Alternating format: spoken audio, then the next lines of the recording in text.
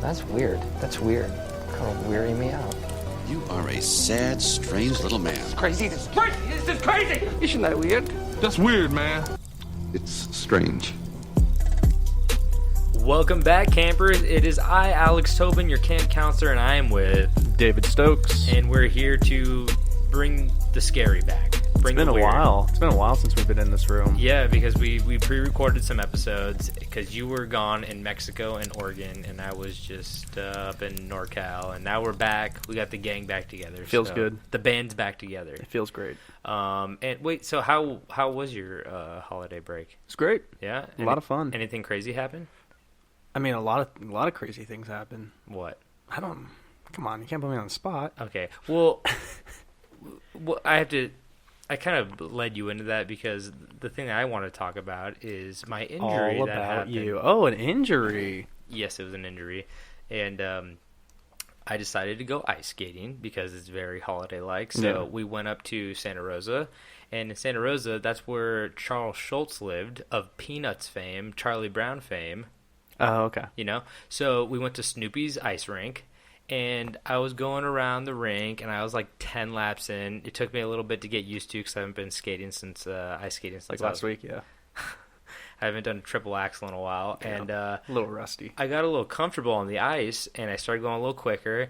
And I guess the front brake caught the ice. Why the fuck is there a brake on the front? For the record, it has to be like some move, right? Like it has to be integral in some move. But no one's renting ice skates to do triple axles. Like, have some civilian skates that have brakes in the back. Yeah, they did have some. I mean, all they had were like those kind of skates. They do rent out like hockey skates and stuff like that, but they just didn't have any because like all the guys had to be like, "Oh, hockey skates," and I was like, "I don't care." And they're like, "Okay, here." And I was like, you go faster with the other ones. Yeah. So I was on the ice. My front brake caught, and I went down so goddamn hard. I could see her limp body slide across the rink. Well, here's the thing. So I went down, see, like my elbow, I caught that. Yeah. So I went and my body just went limp. I tried to stop, but like my arm just went up, and I feel like I was going too fast, and I just couldn't get my arms down. So I fell straight on my chest. I think I cracked some ribs. They're still messed up from like 2 weeks ago. Yeah. They hurt so bad. I mean, it's slowly getting better, but I either bruised or cracked some ribs. But the funny thing about it was my girlfriend Katie was in front of me, and she was skating, and she turns around, and she thought I was kidding because at the time, the song Trouble by Taylor Swift was on. Okay. And there's a lyric that goes, "Now I'm lying on the cold, hard ground." Well, there you go. And I was in trouble, and I wasn't joking. And you're laying on a cold, hard ground. I was laying on a cold, hard ground, and she came over, and she's like, "Okay, get up." And I go, and I did the thing where, like, you know, like where you try to get up, and you immediately, like, can't get up, so you sit back down. So I was like, and she's like, "What's wrong?" I was like, "I can't breathe." And she's like, okay, shh, it's okay. And I was like, I was dying. I was like, embarrassing. But, I mean, I was still kind of in shock, so I didn't really... My ribs hurt, but they didn't hurt that bad yet, so I just did a couple more laps, and then we got off the ice. So. True athleticism. I hid the hurt. You what? I hid the hurt. Oh, you hid the hurt. I hid the hurt. You hid the hurt. Yeah, I was in trouble. Nah, I got up because I didn't want to get my fingers chopped off. Yeah. You know what I mean? Oh, they'll slice right off like hot dogs. Yeah.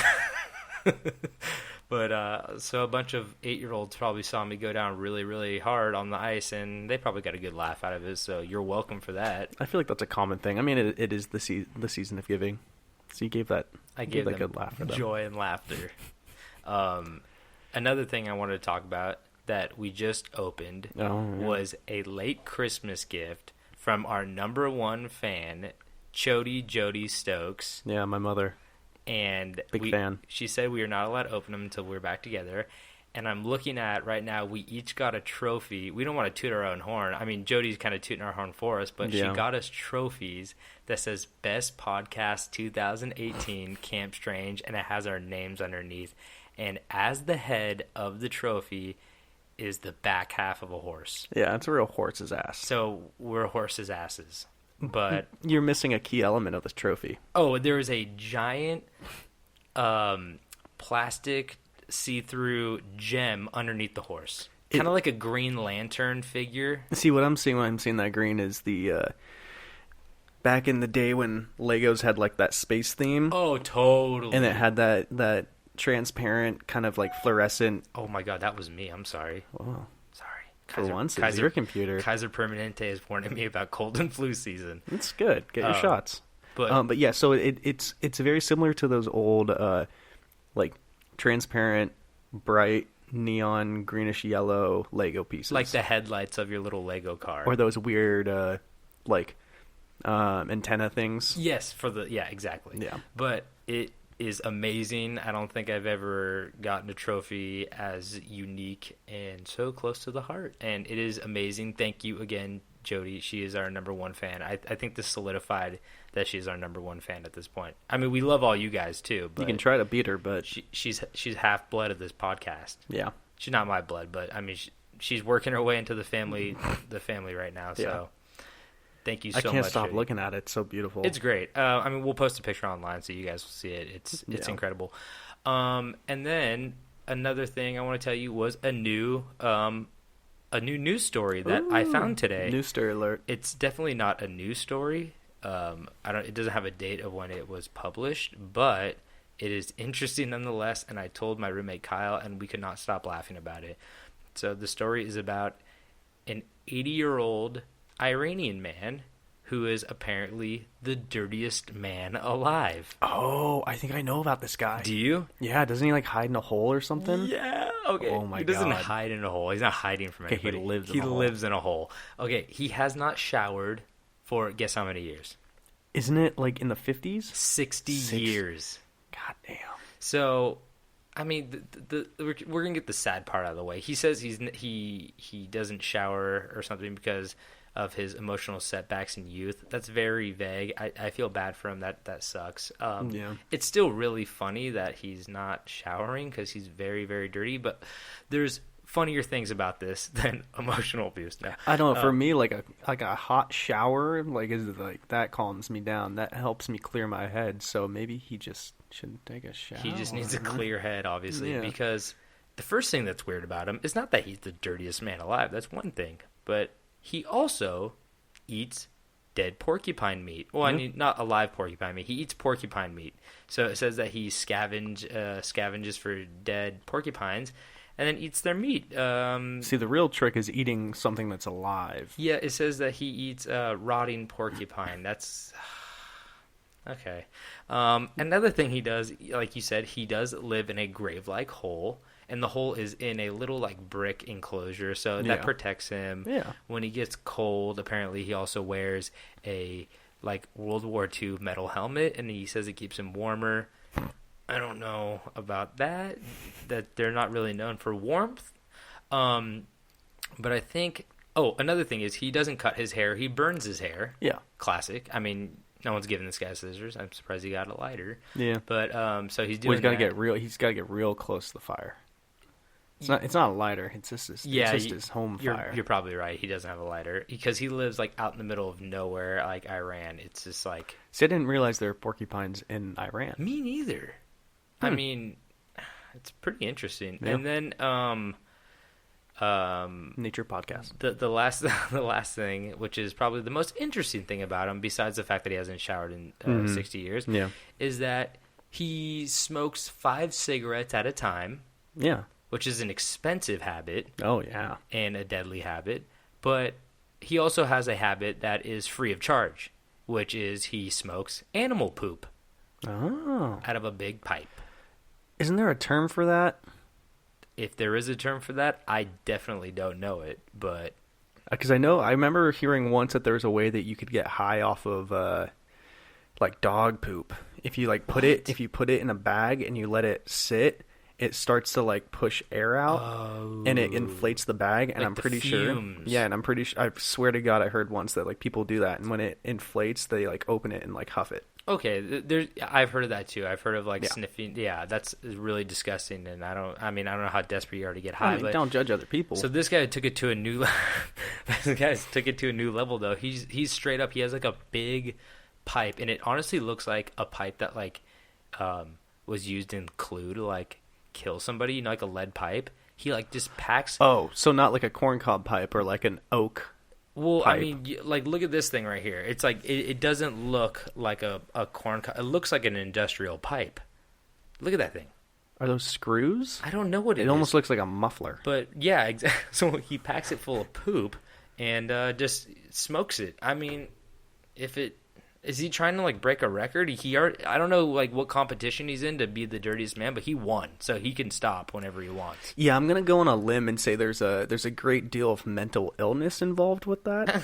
Yeah, I know, but it's still very interesting. I mean, the poops. There's a lot of okay. Well, this is a touchy subject. I'm not gonna get into it, but What, smoking poop? Yeah.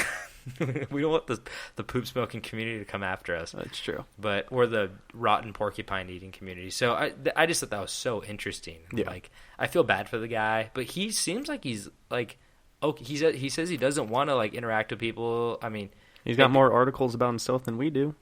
Yeah, exactly. He's doing great. Yeah, he's featured in stuff, not us. So I mean, who's really living their best life? Yeah, I want to see his trophy of a horse's ass. Yeah, because we got 2 of them. So, yeah, I mean... We got 2 halves of horses, but they don't make a horse. Who do you think has the trophy of the front half of the horse? I don't know, a good podcast? Well, David, you made a good point. Yeah. Good point, man. Jesus. It's too real right now. But David made a good point, and he was like, look at the tops of these, like, horse trophies, and he's like, I wonder if these were given out for, like, an actual event, like best tail on a horse. Yeah. Best back hooves. Yeah. Best mate.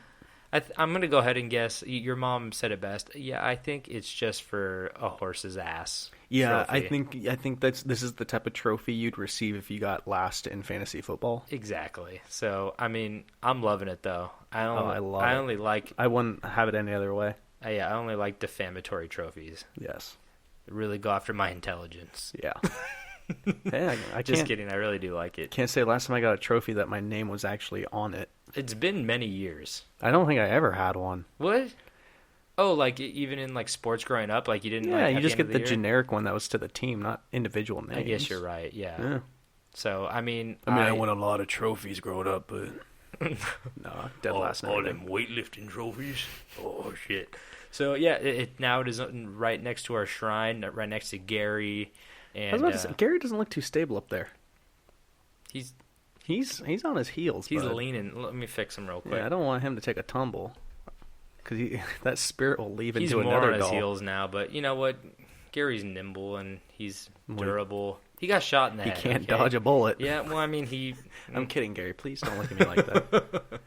I brought him. By the way, I brought him home for Christmas and to Really? my family gathering. And my cousin's like, first thing he's like, "Did you bring Gary?" And I was like, "I did bring Gary." Got to take Gary. And not even kidding. So I went to my cousin's house first, and then my aunt's house, and I left him at my cousin's house. And then I met my cousin's girlfriend for the first time. And they're like, "Oh, we're gonna go back home. We're tired now at like the end of the night." And I was like, "Oh, I forgot I left Gary at your house." And he was like, "Oh man," he's like, "Well, you come pick it up tomorrow." And his girlfriend goes, "You what?" She's like, "What's Gary? What's a Gary?" And I go, "It's a haunted doll that I have, and I brought it up." Yeah. And she goes, normal thing. She goes, "I'm not sleeping at your house." And I was like, "No, he's like a good boy. He's like not a bad. He's not a bad good boy. spirit. He's a good boy." And she was like, "I am not." And she refused to go back to the house, and she went and they stayed at her place instead. So funny. But you know, some people don't mess with that stuff. Me, I adopt ghosts. Yeah, we adopt. You should adopt. And I worship them. They're on a shrine right now. Don't shop, adopt. Yeah, good point. Yeah. So, okay. Well, that's all the catching up I needed to do. Yeah, I mean, I don't really have much to bring to the table right now. Yeah. Just enjoying life, man. So, you want to maybe start with a story? Just smoking a nice poo pipe. Yeah, big time. Try to cut back on my poo pipe in 2019. It's just expensive, you know? Gotta find that muffler on the street that's been sitting in, the rainwater for so long. And then you gotta find... it always adds a little bit more if you find a nice rotten porcupine, too. You pack that in there. Well, you gotta use the needles to, break quills? up... The quills to break up the poop so it burns real nice and smooth all the way through. It's like taking out the stems and the seeds. Yeah, exactly. You gotta take out the quills and the bones. Yeah, the bones. Yeah, the bones. So, okay, I guess we should probably get to these stories now, right? Yeah, that's enough of that. Okay, let's get into these stories. So today I'm going to be telling you the story of, I brought him up in the past, Okay. but he is, some say a ghost, some say a devil, some say a creature from beyond. Your roommate? It's not Kyle. I have brought him up. But it is the Spring-Heeled Jack. Spring-Heeled Jack. The Spring-Heeled Jack Okay. of London, England. Is it the Jack Russell Terrier that played Wishbone? It is not. Oh. I don't even know who Wishbone is. Are you fucking kidding me? Are you? No, what are you? You don't know who Wishbone is? Is that from My Dog Skip?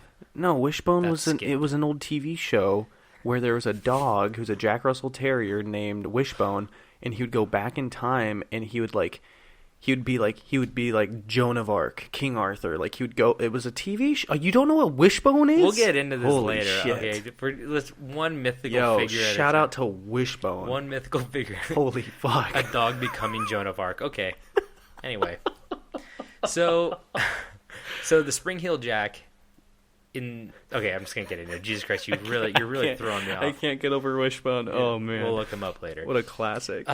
So in the early 19th century, there were reports of ghosts that stalked the streets of London. This was like a very common thing. Okay. These human-like figures would be described as pale, sometimes very quick and tall, and it was believed that they stalked and preyed on lone pedestrians in the night. What are you laughing about, Wishbone still? I googled Wishbone, and one of the top things that comes up is him as Robin Hood, I think. Oh, wait, I definitely have seen it. Wait. Okay, that looks like Ernest Dog from the Ernest movies. Yeah, I was never a big Ernest fan, but Okay, then I was a don't even big talk, Wishbone Don't fan. even talk to me then if you're not an Ernest fan, okay? Okay. But like I said, these human-like figures were described as pale, very quick, tall, and they usually stalked and preyed on people while they were alone at night. The Spring-Heeled Jack, one of the most infamous of all the creatures, was said to be a tall and thin ghost or devil with disturbing facial features, clawed hands, and red balls of fire for eyes. He also wears a black cloak with a helmet and tight-fitting white garment. I feel like it'd be so easy to like just drop a friend's name, be like, "Oh, are you talking about this guy?" Because that's like such a funny, like, It's weird. tall, pale, scary, like. It's really weird because he was like a ghost / monster / creature devil, whatever. But then they're like, they always talk about him dressing in like kind of nicer clothes, like aristocratic clothing. Like, What type of helmet was it? I don't know. It's like black cloak, helmet. In the depictions, it kind of looked like a metallic helmet, maybe like a World War II, but like kind of had like points on it. It was kind of like a weird, I don't know what you would call those, maybe like one of those old biker helmets with like one of the spears on top. You ever seen those before? Well, I mean, that was a common look for a lot of like, I want to say like Guards? medieval European military. Yeah, exactly. I don't have an exact like country or anything like that, but Yeah. maybe German. Yeah, I mean, yeah, it could be, but like that's the thing. If you Google Spring-Heeled Jack, there's so many drawings of them and so many depictions that I think people draw the helmets differently. So it's kind of hard to tell. It's a metallic one with a large spike in the middle, like going up. Yeah, and there's different variations and stuff. But the first alleged sighting of the Spring-Heeled Jack were made in London in October of 1837, when a girl by the name of Mary Stevens was walking to Lavender Hill, where she was working as a servant, which is, I mean, maybe that was a good job back then. It's still kind of sad to hear somebody was a servant to somebody else, but if you got paid well, then good for you. Yeah. After she was visiting her parents. So on her way through Clapham Common, which is a fucking great name. Clapham. Clapham. So many different images came into my head when I heard the word Clapham. Same here. So on our way through Clapham Common, we don't know what Mary was doing there. A strange figure leapt at her from a dark alley. After immobilizing her with a tight grip of his arms, he began to kiss her face while ripping her clothes and touching her flesh with his claws, which were, according to her deposition, cold and clammy of those of a corpse. Oh. So, I mean, he kind of just sounds like a rapist or something.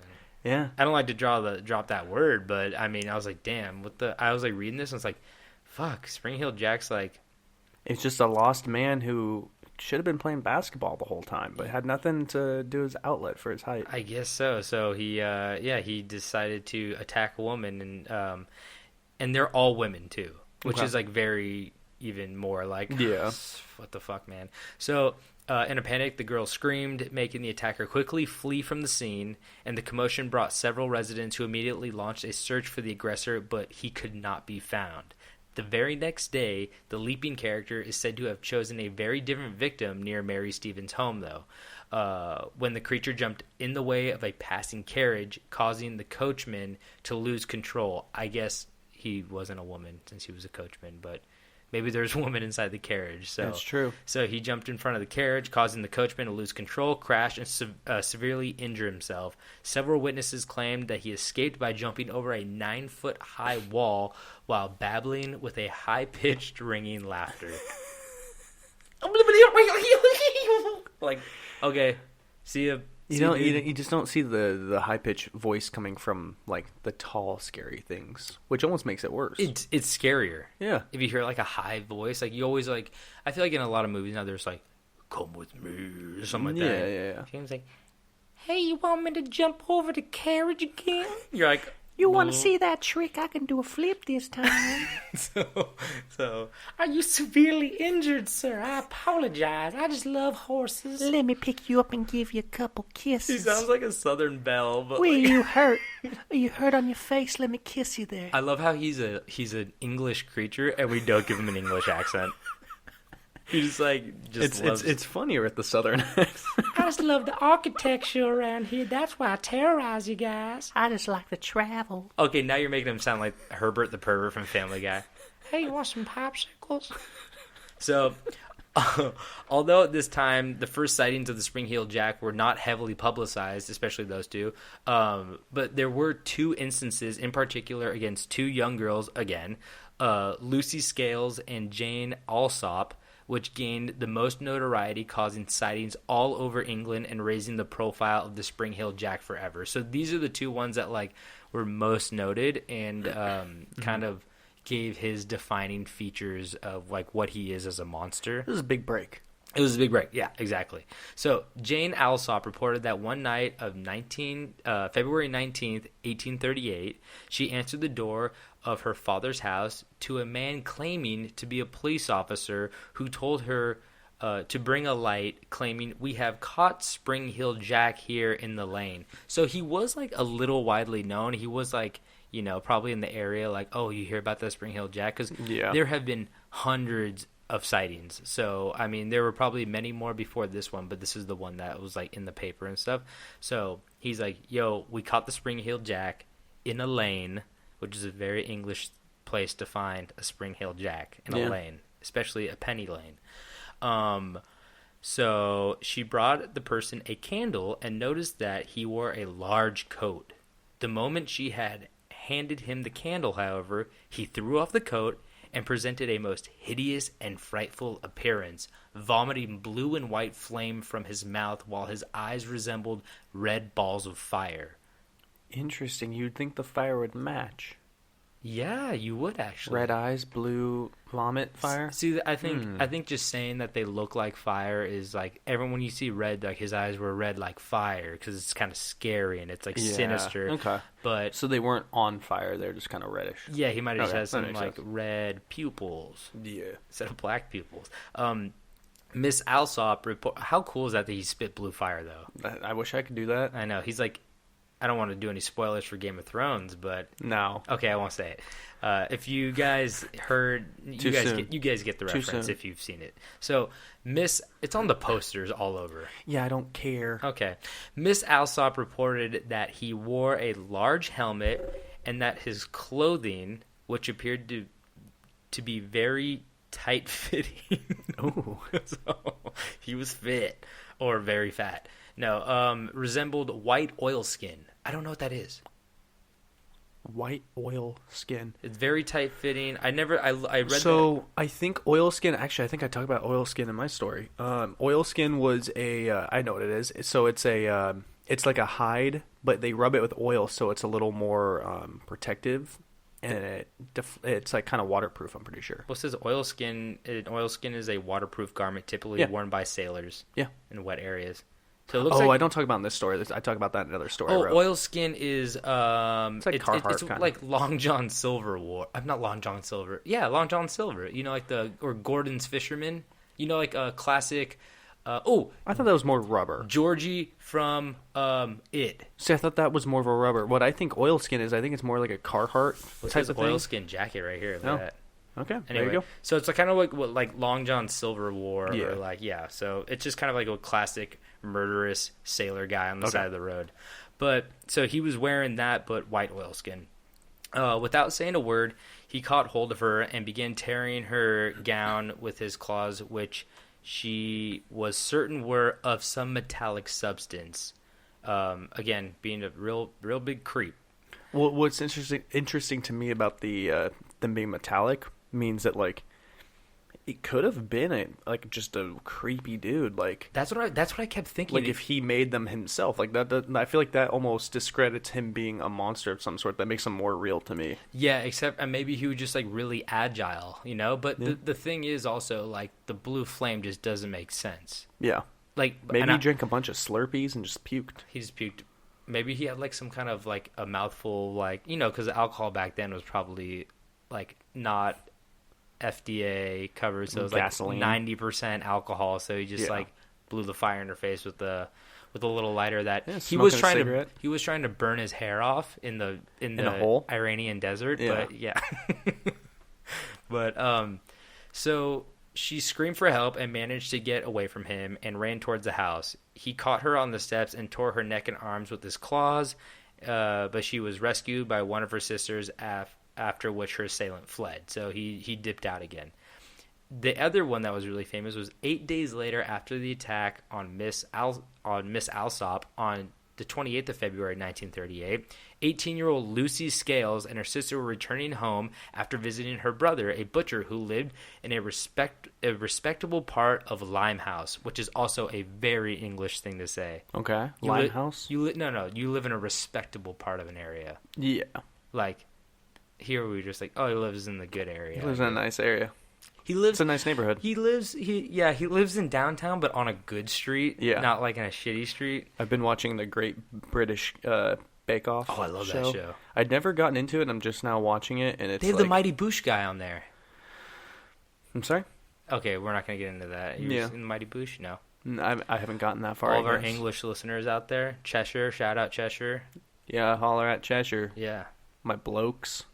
So, he lived in a respectable part of Limehouse, and Miss Scales stated in her deposition to the police that she and her sister were passing along Green Dragon Alley, and they observed a person standing in an angle of the passage. She was walking in front of her sister at the time, and just as she came up to the person, who was wearing a large cloak, he spurted a quantity of blue flame in her face, which deprived her of sight and so alarmed her that she instantly dropped to the ground and was seized with violent fits, which continued for several hours.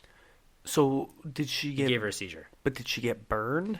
No, I think it's... Well, I mean... Maybe it's just a time traveling dude just ripping fat clouds off his sick vape. He's just like vaping really He's hard. just vaping. They can't handle that blueberry smell, and it just sent her into a seizure. He's like Cotton candy blueberry. He's in front of our time. Where like now the smoke is the color of whatever flavor you have.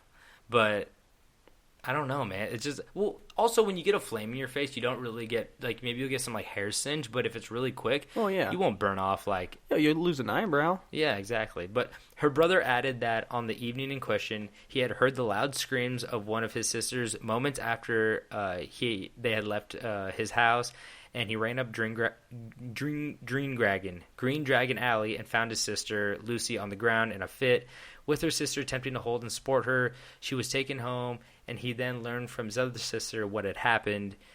She described Lucy's assailant, because the other sister was there too. Yeah. She described Lucy's assailant as being a tall, thin, and gentlemanly appearance man, covered in a large cloak and carrying a small lamp or bull's eye lantern similar to those used by the police. I feel like calling someone a gentleman would be like a compliment, saying they look nice. Well, that's what I'm saying. He's always said to be wearing like nice clothing. Yeah, okay. Which is kind of weird. I guess ugly people can be gentlemen too. I'm sorry. No, he looked gentlemanly. He was not gentlemanly. Okay. So he just looked like high class, I guess, which is kind of like very weird. High class, full of sass. Because he's jumping over. He's leaping. He's leaping over 10-foot fences. You'd think you want some like God, that's so shorts awesome. on. He had Jordans on? He had PF Flyers. PF Flyers, okay. Make you run faster and jump higher. Yeah. The beast. So yeah, you would think he would want like some shorts on, but he's like, nope, put me in a cummerbund and a top hat. Yeah. He wasn't wearing a top hat, but He was wearing a helmet. he was wearing a helmet, which is also kind of heavy. Yeah. But That's how he gets back to Earth, because he can jump so high that he has to have something to, Maybe. counteract the... Oh, maybe he hits ceilings a lot. I bet he hit a lot of ceilings. Yeah. So the individual did not speak, nor did he try to lay hands on them, but instead walked quickly away. So that time he didn't jump. He just kind of walked. It looks like he just blew flame in someone's face and then just quickly Speed walked out. Yeah. I have to say that's like the Elbows most. out. That's the most creepy way to walk away from a crime scene. He didn't run. Toodaloo! He sped walked. He's like, that's him like trying to kind of blend in with everybody, but like being like, I did commit a crime, but I do want to get away here as fast as I can. So many suspects were arrested during the reign of the Spring Hill Jack, including Thomas Milbank, who was arrested and tried at Lambeth Street Court because he claimed he was the Spring Hill Jack while drunk at a bar. We all know those guys, right? Yeah. So the only reason he was not convinced... I'm sorry. The only reason he was not convicted was because he admitted to not being able to spit fire, which Jane Alsop claimed her attacker was able to do. Or jump over 10-foot walls. Man, I feel like you could get away with anything back in like early 19th century England. It's just like, hey, did you kill that guy? He's like, no, I'm a lefty. Yeah. Be like, oh, well, this guy, he stabbed him. He was clearly a righty. You can't just put a knife in your other hand and stab somebody. No, for sure. So, I mean... Preposterous. But it is kind of weird to think that, like, she was so adamant about the fact that he spat blue flame at her. I mean, that's something that'd be hard to forget. Exactly. And two separate things, 8 days later, So, after these incidents, Spring Hill Jack became one of the most popular characters of the period. His alleged exploits were reported in the newspaper and became the subject of several penny dreadfuls, which were like, Tall Tales? Yeah, exactly. Yeah. Like, I think they're kind of like similar to Pulp Fiction type thing, right? Okay. Anyway, and plays performed in the cheap theaters that abounded at the time. The Devil was even renamed Spring Hill Jack in some Punch and Judy shows. So he was just called the Devil for like a long time, like the Devil or the Monster or the Ghost. And then then in these plays, in these Punch and Judy shows are the puppets that like whack each other over the head with a baseball bat. Okay, yeah. I had to look it up, and I was like, what the fuck is a Punch and Judy show? Yeah. So I think he was pretty popular in there, which I think I've actually seen like references to the Spring Hill Jack, like in pop culture when they show those, like they always show like a little monster. I was like, thinking back, I think they might have used him in some movies and stuff.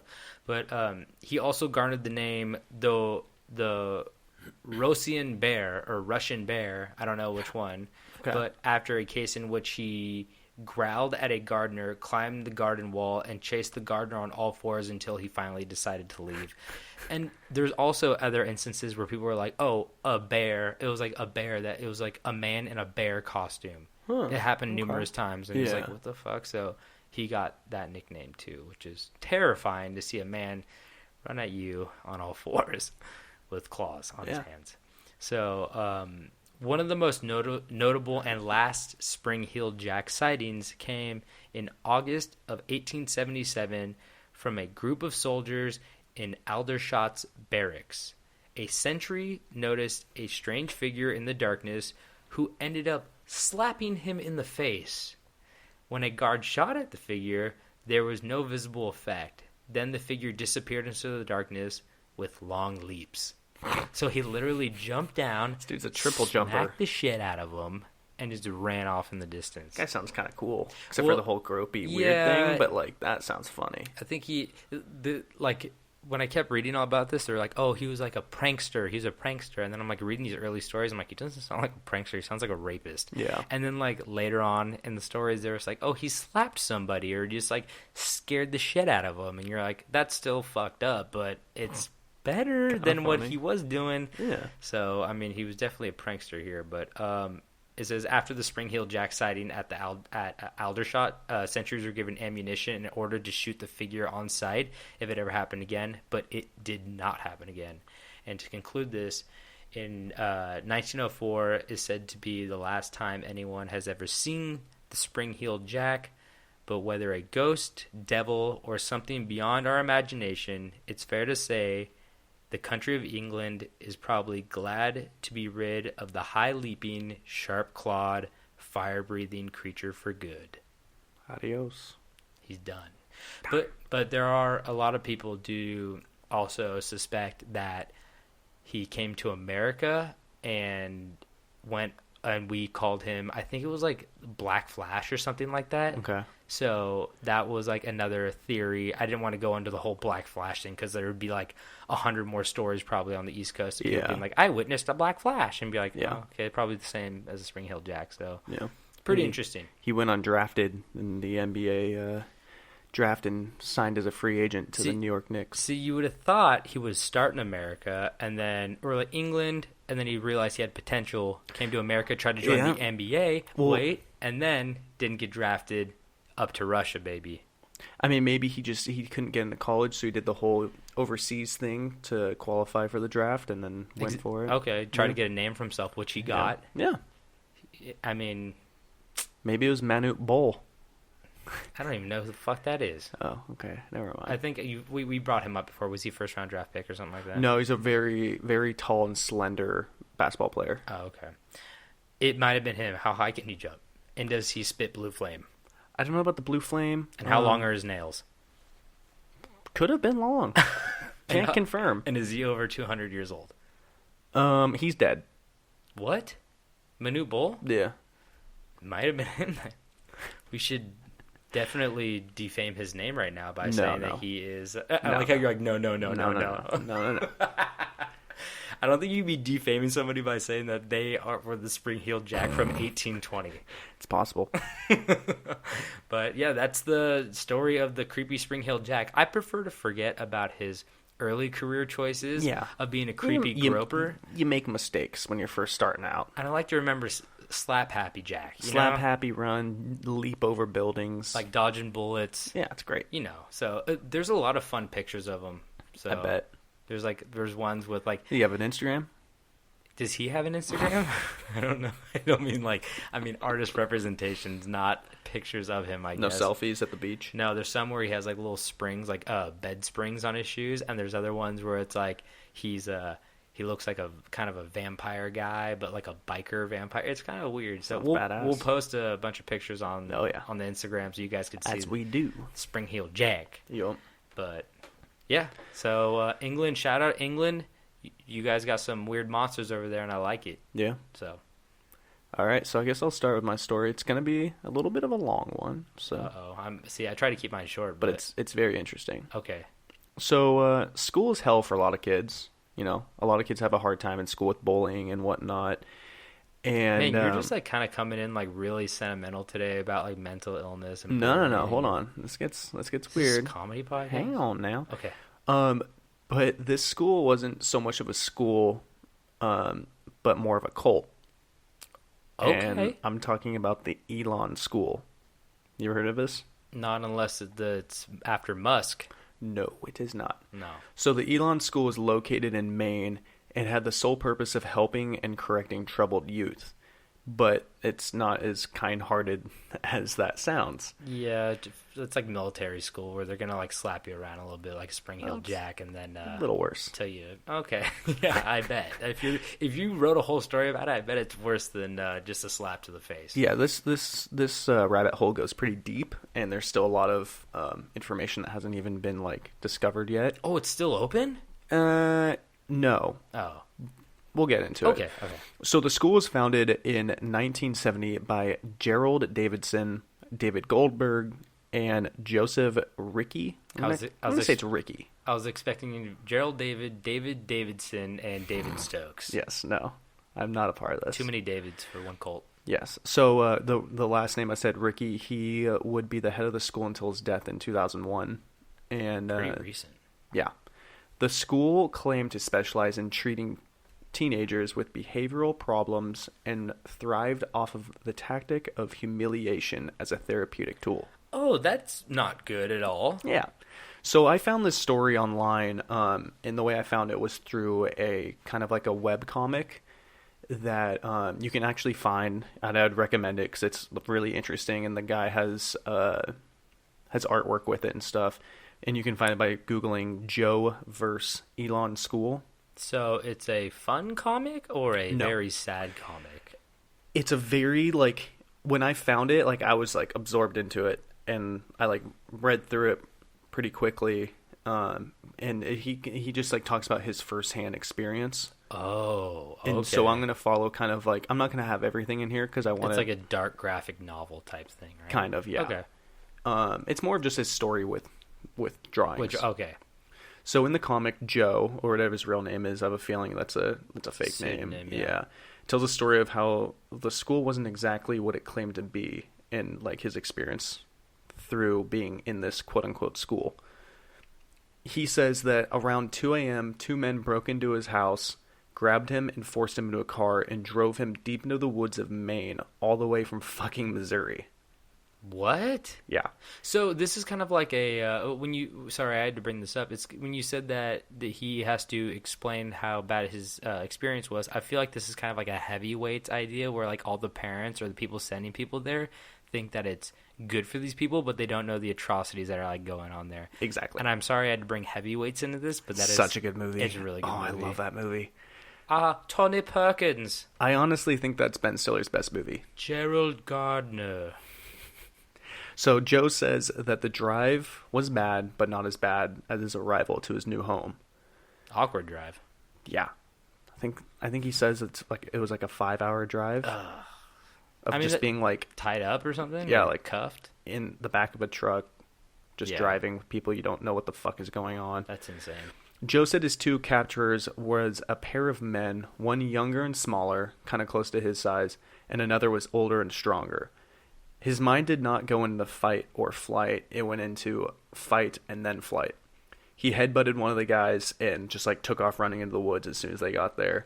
And he sprinted for his life, not knowing that the school had men posted in the woods 24/7, and he was quickly caught. That's creepy that they have people posted in the woods, but I have to say that headbutting somebody is the coolest way to get one over. You know what I mean? I feel like I would throw a bow than run, because I feel like running after a headbutt could be kind of hard. You might disorient yourself. It's true, but like throwing a headbutt is like cool because you don't even care about like your own well-being. You're just like, I don't give a shit. It's a statement. But he's probably cuffed from the back, you think, Yeah, right? probably. Yeah, so he probably just like, it's a statement. It's like, I don't give a fuck. Yeah. So, but also, I'm guessing people wouldn't show up there voluntarily. They just kidnapped people. Like, how'd they find out that this guy was a bad seed?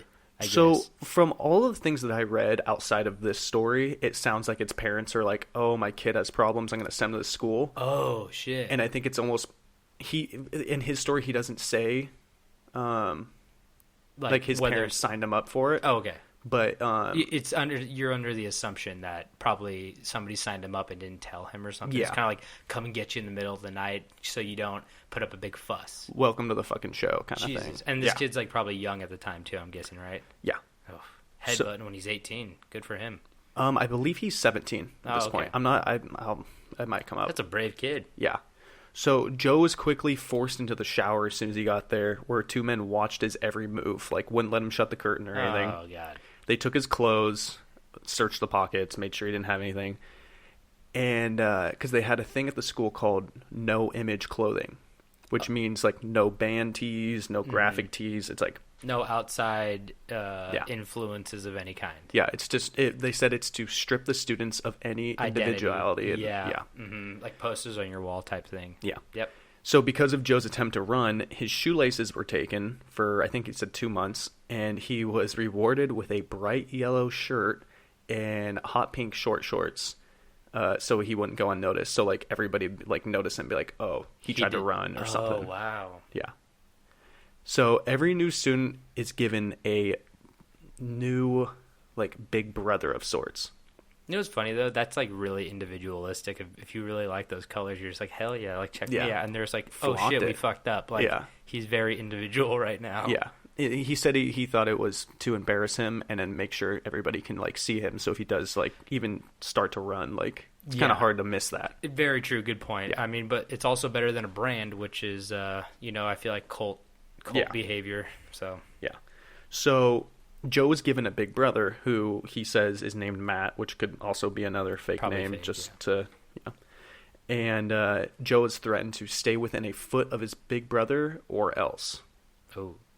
Joe, realizing this place doesn't mess around, he reached a hand out to his new big bro to shake hands, you know, just to introduce himself, to be nice. And immediately everybody started screaming, no touching, put your hand down, no physical contact. Okay, now they're just being picky. They're like, you can't get a foot away, and you can't get touch them. Foot close. Yeah.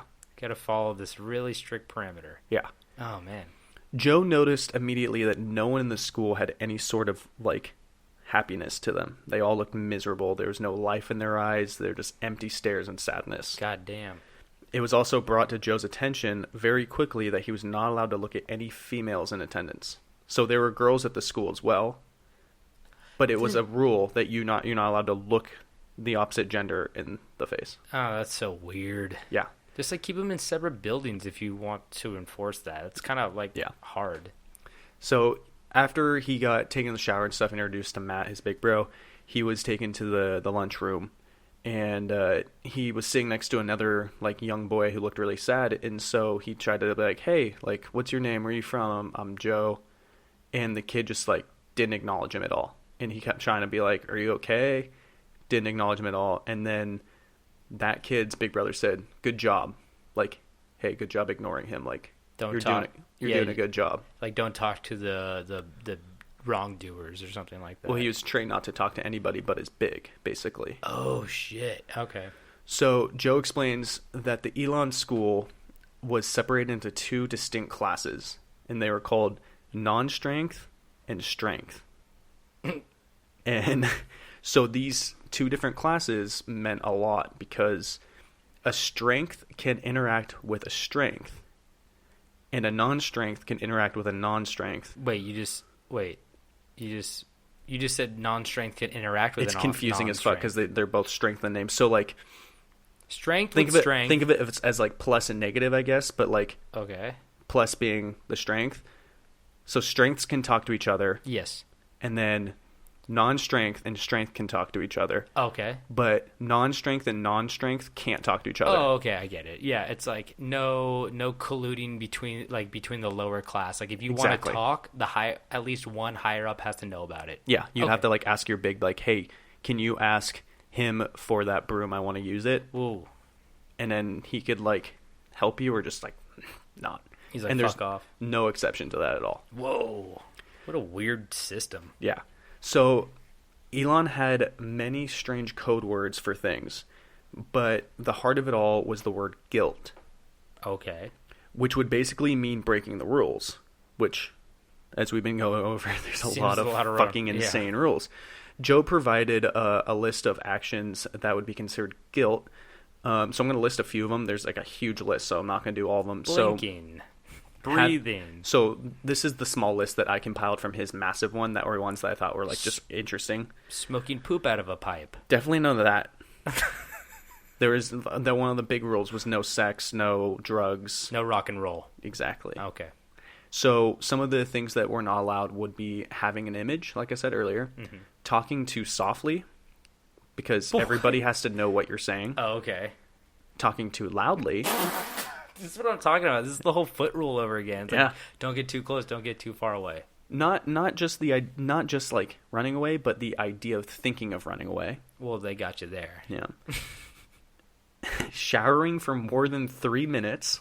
That's just a water. They're trying to save money. They have a lot of kids at the school, you know? I'll get to that later. Okay. Using the bathroom for too long. Well, we know why. Yeah. Same with the shower, right? Just cranking it. Looking at the other gender, like I said. Yep. This one I thought was really... The last two are, like, my favorite. So I had to add to the list. Unauthorized drawings. Oh, because that's almost like individuality, where like you could have an idea and be like, oh, look at this art, and they're like, no creativity, no thinking outside the box. You know? And the last one on my list. Or if you just draw some like boobies on a page and you take that to the bathroom, and you're like, can't be doing that. Let's see how good of an artist you are. So the last one on my no clearing your throat. No clearing your throat while you're recording. Guilt. So the last one on my list is pretending to sleep. Okay, my question is, how do you go to sleep? Because that's all you do to go to sleep is you lay there with your eyes closed and you pretend you're asleep and you eventually go to sleep. Like, what are you supposed to do if you can't sleep? Like, I'll tell you right now, if they're like, are you pretending to sleep? I'd be like, oh. Yeah, exactly. It's like really easy and hard to prove that, and really easy to fake that. Yeah. So, and like I said, the list goes on. It's like a long list of just like batshit crazy things. So weird. And well, just imagine. So this is a lot to take on, but imagine like being in his position, like being here and like having to learn all this shit like quickly. What happens? I mean, you're probably gonna get into it, but I mean, what happens if you break a rule? Oh, I think that's a few paragraphs. Okay, well, wait. A few more paragraphs of my write-up. Yeah, how many guilts do you get? You get 1 guilt point every time you fuck up? I don't think it's a strike system. Oh, it's just like a... When it's time, it's time. Ooh. And so, yeah. After all this, it's time for his orientation. Oh, that's all... Yeah, it's all before orientation? Yeah. Jesus. So, Joe had to meet with 4 other members known as the dealing crew. Joe was told the basic rules and experienced his first VR, which is short for verbal reprimand. Okay, that was virtual reality. No, you wish. So a VR was where someone would scream in your face about what they hated about you, basically. Oh. Which could get really... like, I can only imagine how brutal that would get when you don't even know someone, and it's just like, I hate your fucking face! Your eyebrows are stupid. See, the thing is, if you just got somebody who knew me, then it would be effective. It's like exactly. If I have a random guy do it, I'm like, you don't know anything about me. Yeah.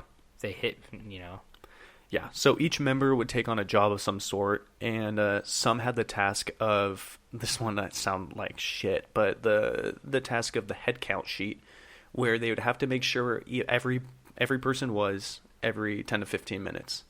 That sucks. There were only I'm pretty sure there were only 3 rooms that they could be in, which was like the lunchroom, the barracks, and like the classroom. Mm-hmm. And then it was like kitchens and stuff like that. Bathrooms, but so you have a couple people, but so like someone would just be like standing in every room with a sheet, and there were different columns of rooms that they're allowed to be in, and like their name, and they'd write like cafeteria. Oh, okay. And they'd have to do that every 10 minutes just to make sure they knew where everybody was. That's the ultimate, they're like, oh, a guard's walking away. He doesn't come back for 5 minutes. We can do something. It's like, no, it's not going to work here. There's somebody always... You say every 3 minutes they did a head count? No. 10 to 15. Oh, okay. Still awful. Yeah. So when the rules were not followed by a member, something called general meeting would be called. And when someone of power would yell, general fucking meeting, get your feelings off, everybody would know exactly who it's aimed at. They would all get up. They would come sprinting full speed at the person. They would put a broomstick at their feet. Wait. And so the stick wasn't a weapon. I mean, not a physical weapon, but a measuring tool. And so the broomstick would be about, 4 or 5 feet. Mm-hmm. And it would be put at his feet on the ground. And so then... people would line up across the broomstick. Limbo. Not exactly. So it was usually about 4 to 5 people at a time who would stand in a row facing the one person and scream at the top of their lungs about how much they hated you, everything wrong with you, why can't you do this right? No one loves you. They just scream in their face at the top of their lungs. So the broomstick was the barrier. You can walk up to the broomstick and you lean over, but don't step beyond the broomstick. So you can still keep that barrier, right? Yeah. Okay. But what's interesting though? There's a lot of rules, but you're still allowed to swear, or we're the seniors could swear. Everyone, I think. I don't think they really cared about language. Well, at least they fucking gave us that. Yeah. So a resident wouldn't be able to sit back down until they truly got their feelings off.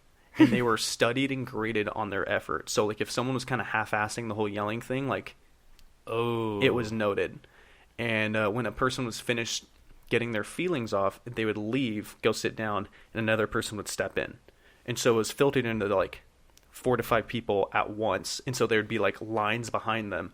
So when one person would be done, they would leave, and another person would step up. So not everyone at the same time, only like 4 to 5 people. Jesus Christ. Like, I mean, it's like, I feel like after the first one, you kind of get a little bit more immune to it of like, well, I know these people don't really have anything against me, but if exactly. they don't do it. But still, like, what psychopath is like, this is definitely going to work? Yeah. Like, come on. So each getting your feelings off session usually lasts between, okay, so not session. Oh, is that Drake song, Getting Your Feelings Off? I don't think so. Key, can you scream at me? Hit me with a broomstick. So each person, they're getting their feelings off would last anywhere from 2 to 7 minutes. Mm-hmm. And then between 40 to 50 people going 4 to 5 people at a time. Okay. They said it would last anywhere between like 30 to 45 minutes of nonstop screaming in someone's face. God damn. And people just annoying. like cycling through. So not participating in this would make you receive the same treatment. Or if you didn't, do a good enough job, it'd be like, oh, it's your turn. Now everybody has to yell at you. I would be like, can I be on the getting screamed at side? I really don't want to. My voice hurts. Yeah, I'd rather just get somebody screaming at my face than screaming at someone. It's just so much more effort and creativity. They gotta think of new. Oh yeah, this guy just walked in. You have to think of things to yell at him about. Yeah, I hate you because my dad doesn't love me. Like the person in front of you made a comment about their forehead. They're like, damn, I had the fucking forehead thing in the They're pocket. Like, shit, what am I gonna do now? They're like, he said the forehead line. I was gonna say the forehead line. I shouldn't have told him about the forehead line. Yep. You know. So every day at the Elan School was structured so there'd be barely enough time to like get everything done. Mm-hmm.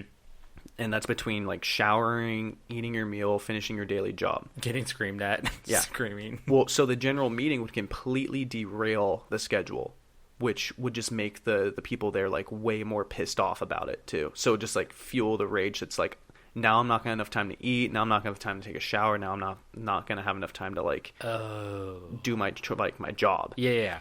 And so like that would just like put people into a way bigger rage, knowing that like this is happening and I'm not going to be able to do something that I have to do later. So now I'm extra pissed. Now I'm going to get in trouble.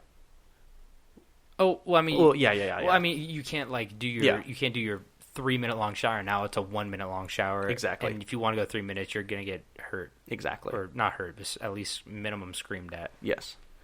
So the meals were scarce, and the school had a ranking system that affected what you got to eat, basically. Oh, that's crazy. I mean, it's kind of fun when you think about it, not in like a horribleness section where it's like the worst thing is like apple core. Yeah. And the best thing is like graham cracker. Yeah. So I'm not going to go into way too much detail about this because it's like, first of all, I want people to go check the story out with the graphic thing. Oh yeah. And honestly, we don't have enough time to go over all of this because it's like insane. Yeah, I mean, I bet they've made documentaries about this, right? Yeah. Oh yeah. And so there were like 10-tier jobs, and the higher your position, the better things were off for you. You got easier jobs, you got better meals, you had a longer time to do stuff. But if you slipped up, you can be easily demoted, like nothing. That's probably the easiest thing for you to do at that school is get demoted. Yes. And so you were only able to eat until like the rank above you had gotten their food. So it'd be like the people at the top would like get their food first, and it's like someone's just like, oh, you know what? I know there's only like 40 pieces of chicken. I'm gonna have 10 today. Wait, it's a film set, Elan School, and the PAs are the lowest of the low? Exactly. Yeah. That's basically what it's like being on a set. For those who don't know, production assistants, which me and David do often, we get to eat last, and everybody gets to eat in front of us. And we usually they run out of food, so we're just like eating like. I don't know what type of sets you're on. I always eat. I eat apple cores. That's what I'm working on. The Masked Singer. Oh my god! Just kidding. That show looks like shit. Can we stop making singing shows? Like, so bad. What the fuck is that? They got like an NFL player to put on a pineapple head, and then they sing a song. It looks so shitty. Yeah. I'm gonna watch it though. I'm not. I mean, I don't have cable, but like, I'm definitely gonna like look up some clips. No, I gotta see it. Don't feed into it. Who's in the pineapple though? Who's in the bunny I outfit? think it was Antonio Brown. Oh no, he was a hippo, I think. It's probably a Samoan player. They're probably just being racial now. Whoa. What? They got pineapples there, right? Hawaiian player? I think they have pineapples. So where was I? Sorry, ranking system with the food. Yeah, so when they would call the end of lunch, like that was it. It's like it's like the Put great down your food. Yeah, it's like the Great British Baking Show. It's like hands up, like time's up. And if you ate after the allowed time, like that was guilt. Damn. So like you couldn't, like they couldn't be like, like time up, and then like you're like trying to take like one quick bite. Like someone would see that and just be like, he took a bite. Like I saw it, like because it was such a system built off fear that like if you're not the one to report it, then like someone would be like, why didn't you report that? Well, you probably get a ranking up too if like you report somebody. So like being a snitch is probably like everybody's good a snitch. job. Yeah, exactly. So also that would totally change with the way I eat. I would eat all the good things first. I usually kind of save like the best bite for last. Yeah, I'd just be like eating all my dessert first. Yeah, and then leave the vegetables just for like if I have time. Yeah. Yeah. He does go into like what the 3 items they got to eat were. Oh, is this low or middle or high items? From what his story says, there's only like 3 items. But oh shit, that system sucks. Yeah. But it's more of like time to eat and quantity, I think, than anything. So there's a factor we haven't talked about this school. Can you guess what it is? Grades. Yeah, close enough. Class. Okay. So class time, you want to guess what time? I'll give you a second chance here. 4 a.m. What time class was? 4 a.m. Wait, what time it started? What time it started, what time it ended? I'm guessing it's an all-day thing.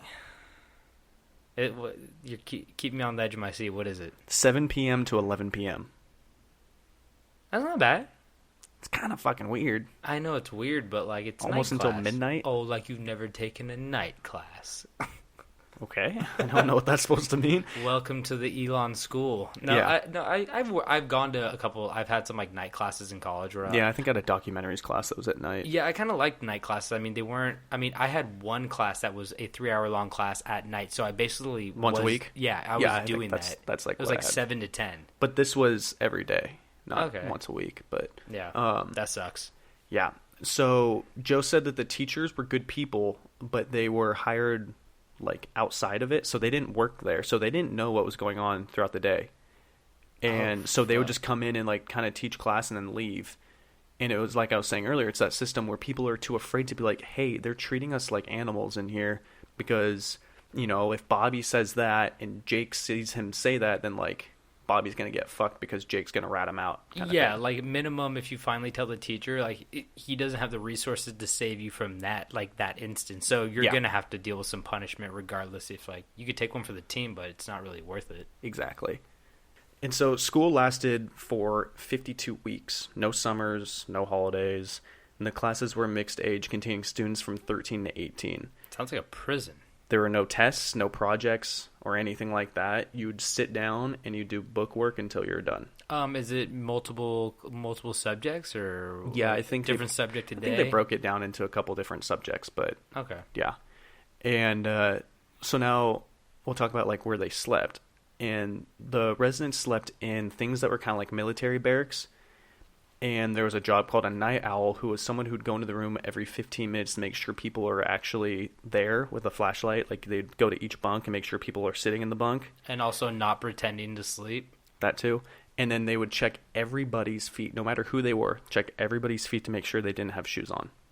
Oh, so that'd be like a quick way to run out. Yeah. But also, nothing makes you sleep better than a guy shining a flashlight in your eyes while you're sleeping. Mm-hmm. So, I mean, good job on them. Yeah. So our boy Joe, he shares that he decided to run again, and it didn't go as planned. After he got caught, they brought him back, and Joe was put into the corner room, which he called the jail within the jail. Solitary. Yeah, much like the hole that you see like in prison shows, and I'm sure that's like a real thing. I think we talked about the hole in the show. Probably. I brought up Longest Yard, and you laughed at me. Yeah, it's a bad movie. So Joe spent 2 weeks isolated in the corner room, and all day he had nothing to do. He would just sit on a chair and there would be someone guarding him that would switch out every 8 hours. And if he slouched, they would like scream at him like, sit up straight. No. And he said that like some people were really nice about it, and then other people would be like physical about it, like tackle him almost and just be like, sit up straight, like force his body Those up. are the snitches. Yeah. And so they'd bring his bed in at night, let him sleep, and then wake him up, take the bed out, and he'd just sit there all day. Oh, fuck, that sucks. He wouldn't have class or anything. He'd just sit there. That would make you not want to run away, I'll tell you that much. Yeah. But, so, the corner wasn't the worst thing about Elan. The worst thing was the ring. Ooh. So, unfortunately... You got to think for rings, don't you? Yeah. So, unfortunately, this is where the story of Joe ends. Because it's an ongoing story. I was like, what the fuck? No, he didn't die. Okay. But so this is where his I was picturing a gladiator journey... battle. Yeah. But so he leaves his thing off right now as like a kind of like cliffhanger because he's still uploading them and stuff. Yeah. Because it's that new. And it's illustrations, so those take time. Yeah. And so I was like, what the fuck's the ring? So I had to look up the ring. And I found another person who attended the quote-unquote school, and I found a Reddit AMA, which, stands for Ask Me Anything, from the website Reddit, where people will be like, hey, I'm this person, ask me anything, and people will send them stuff, and then they'll answer it. Pretty self-explanatory. But this poster says that the ring was basically fucking Fight Club. Oh, I was kind of right about the gladiator ring. Okay. So students were set up to fight each other in a ring made by the other students, so like they'd stand in a circle and just scream at them while they fought, like with gloves and stuff. Jesus. And he said that the fights were never fair. It was almost always like there'd be one kid, like a strength versus a non-strength, and the strength got like what do you got, like a pipe or something? Well, so one of his examples, he would say that one of the fights that he remembers was a kid fighting another guy that was about half a foot taller and 50 pounds heavier. Oh, shit, yeah. And just beat the living hell out of the kid. Jesus. And this happened, from what I read, I didn't see if it was like a scheduled thing. It would just kind of be like, oh, it's ring night. And this would be in the middle of the night. So like this night, like no one slept. Oh, so were the adults aware of this, and they're just like, we'll let them, like get it out of their system, but like the kids ran it, or did the adults also run it? I know you probably might not know, but I don't know entirely because there's still like a lot of information coming out about it, and I'm sure there's people saying both ways. Yeah. But so the reason why I think that maybe the adults knew about it was because the kid who got his ass kicked would have a general meeting right then. Oh yeah, I mean, so everybody would. know. So once you got your ass just handed to you, everybody would line up and scream in your face for 40 minutes. That'll fuck you up right there. Yeah. So what happened to the Elan School? Because it's not around anymore. What year did it close? I'll get to it. A man named Michael C. Hall. Skakel was a student at Elan School, being sent there by his father after Skakel was arrested for a DUI at the age of 17. Oh. Skakel is also the nephew of someone named Robert Kennedy. You know who? Yeah. Yeah. Oh, I mean, are we surprised that there's alcoholism in the Kennedy family? Okay, let's not go there. Let's not. I mean, okay, never mind. I mean, okay, it's hard to say a 17-year-old is an alcoholic, but true, maybe. But yeah, I mean, that's what they're famously known for, Yeah.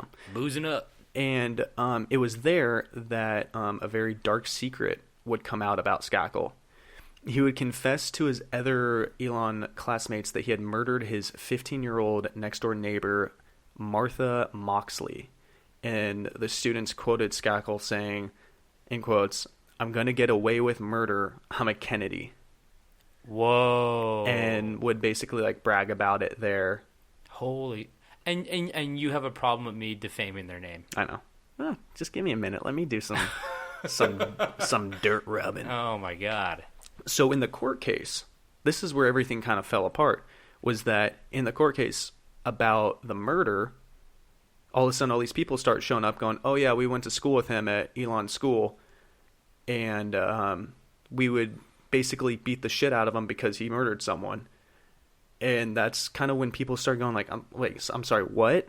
And they'd be like, yeah, we would scream in his face about how he murdered her all the time, and we called it this. And like, it was basically like in a house of court of all these people being like, this is the school we went to, this is what it was like, and we'd like in the ring, people would always set him up to get his ass kicked because he murdered someone. Yeah.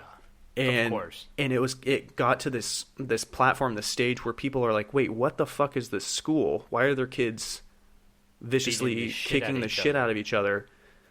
And the school was never really shut down because of that.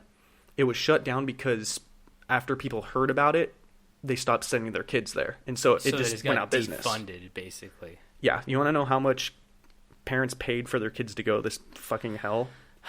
Let me know. It had a tuition of, I think it was like $54,000. Jesus Christ. Yeah. That's like a prestigious college. Is that per year? Yeah. Jesus. And none of these parents had any idea what was going on. And yeah, it was like no and letters home. Yeah, and well, I'm sure if you sent a letter, people would read it and then shred it if it said anything bad. Yeah, exactly. They probably go through them and be like, "Oh no, this one's okay. It says like nice stuff." And for just the sake of not going too long, like there's tons of other stories of other kids that went through this stuff, and like I saw one that I don't remember the name or anything. I briefly read it, but it was saying that like the girl like was hinting to the mom that something was wrong, and the mom was like, okay, I want to get my daughter out of school, and like the administration was like, she's not ready yet, we need to keep her for longer. And like what, people like tried to investigate it, but like they would just like keep people out of the play. Like they would send like investigators and stuff, and like they could never get into because the kids weren't really allowed to be outside.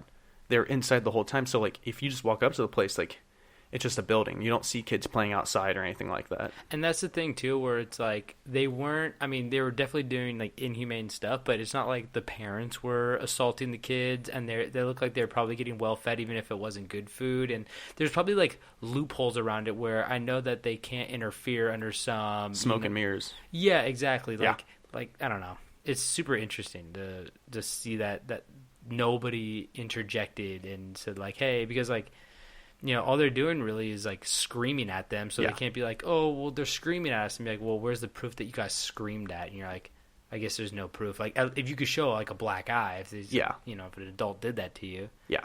So, wow, damn. Yeah, and so the school was closed in 2011, I believe. Oh my God, that is so recent. Yeah.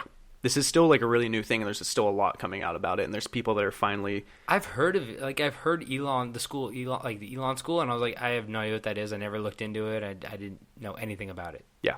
And, countless children were scarred for life from their time there, and just, more and more stuff starts coming out. So, I don't know if big breakthroughs come through, we'll update you, but yeah, that's what I've got on it now. Do we know what happened to the Kennedy boy? He's in prison. Oh, is he? I'm pretty sure. Oh my God! Well, he got charged for murder. I guess he didn't get away with it, because I was going to bring up the fact that like he's like, I'm a Kennedy, I'll get away with murder, and that's what that whole Chappaquiddick movie's about with Ted Kennedy, about him drunk driving with his like she was either a prostitute or his mistress in the car. Yeah. And he drove off the bridge, and instead of like going back in to try to save her, like she was in the car, he just like let her drown and then like tried to cover it up, and like he didn't go to prison or anything. He was like, oh, it was an accident. And they're like, well, you drunk drove off a bridge. And he's like, it was an accident, though. Yeah. So it's like, I mean, it is true when you're like American royalty like that. Like, it's pretty easy to get away with stuff. Even with that big of a incident, people like still were like, it's okay. Yeah. So, damn, I guess that he didn't have the last name Kennedy, did he? What was no, it was like Skirkle. Skirkle, yeah. So yeah. I think it was the Kennedy's wife's, like, Jackie Kennedy or JFK's wife's side of the family, or is it one of the wives of the Kennedy side of the family? It was one of the wives of the Kennedy's family. Oh, okay. So it wasn't like it wasn't blood. It wasn't blood, but it was, Yeah, they're not gonna. When you think you're hot shit. Damn. Yeah. That is insane. Yeah. That was open until 2011. Yeah. And it was part of it is that like people claim it was like the internet almost like helped spread the word about it, and then people realized like how terrible it was. Oh, I bet. I mean, I bet. I'm surprised it stayed under wraps for this long, honestly. Yeah. So, especially with the age of information like this, where like people, and I think people online and people are just afraid to come out about it. And now that it's closed, people are like realizing that it wasn't right, and like, because I mean, there has to be a level of brainwash where like the people that went through it almost feel like it was okay, and like they were the ones doing the wrong thing. I mean, yeah, that and the fact that like you're probably still afraid of the fact that somebody might come get you in the middle of the night and bring you back there, or bring you to another school that they're affiliated with. You know what I mean? Yeah. You have to think about how many other schools like that still might be open. Yeah. We don't know. And that's one thing I want to do a full circle with the Joe's story, is that since it's not done, he hasn't said, how he got out. It doesn't say why he went in. Mm-hmm. As far as his story goes, it makes it seem like he was kidnapped, but I'm assuming his parents sent him there, not knowing it was as bad as it was, but I'm definitely keeping an eye out to see how that story ends. We should definitely try to link this somewhere, whether it be... let's post to the Facebook. That would work, right? Yeah. Because Instagram doesn't work for that. So how about this? We'll post the link to this graphic novel. What was it, on Reddit or Imgur? He has his own kind of blog thing. You just search Joe versus Elan, which is ELAN school. Okay. We'll also link it on Facebook if you want to go check that out. And then we will also, post our usual pictures on Instagram, Spring Hill Jack, Dirtiest Man in the World, and Elan School. We'll probably post some screen grabs of what the graphic novel looks like on our Instagram, just so you guys can see if you're interested or not. And that was our episode for today. Yeah. That's heavy shit right there. Pretty wild. Yeah, pretty crazy. But for any of the hyperlinks to Spotify or wherever you listen to your podcast, go to campstrange.com. It has all the links for our social medias and stuff if you want to go. And, we'll probably tweet out the link, too, for the graphic novel, just in case you're on Twitter and you want to check that out. Instagram is our most active, so check that out. Send us your scary stories. I really want to do a Tales from the Camp very soon. I got some good stories that I've received, so we'll do a Tales from the Camp very soon. We got merch, if you like merch, and more scary stories on the horizon. David, you have anything to say? No, just appreciate y'all. Yeah, as always. Yeah, so keep on rocking in the new free world. That's not Elon. And thank you guys so much for listening. Like always, don't forget to stay strange.